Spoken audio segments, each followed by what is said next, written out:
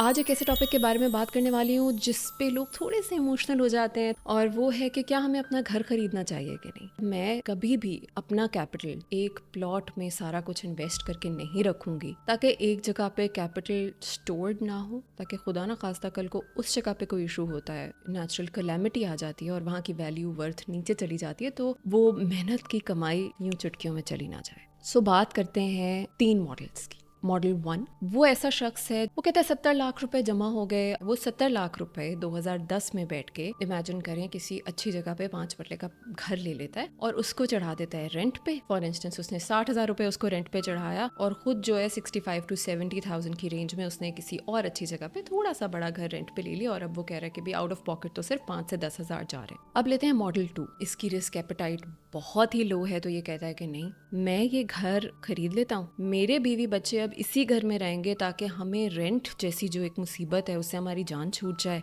Sir पे छत हो, आराम से रहे। अब मॉडल 3 जो है वो कहता है कि I really want to actively अपनी इन्वेस्टमेंट्स में पार्ट लूँ, मैं देखूँ मैं कहाँ इन्वेस्ट कर रहा हूँ, तो मैं ये 70 लाख रुपए सारे स्टॉक्स खरीदूंगा बहुत सारी कंपनीज के छोटे छोटे वैल्यूएशंस में, और रेंट पे रहूंगा, फिर देखते हैं आगे जो होगा।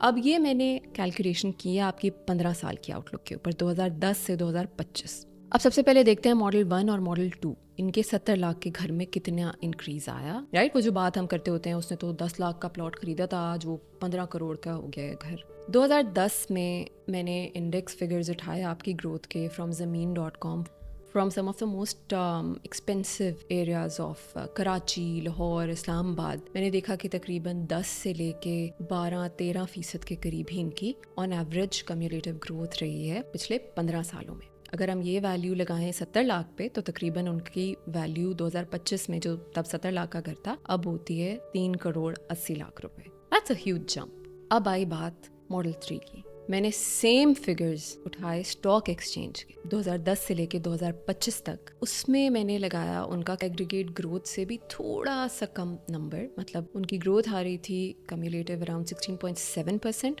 मैंने लगाई on the conservative side 16%। With 16% वो 70 लाख रुपए बढ़ के तकरीबन 64.9 मिलियन हो गए, मतलब 6 करोड़ 50 लाख के लगभग। Now that's also a huge jump.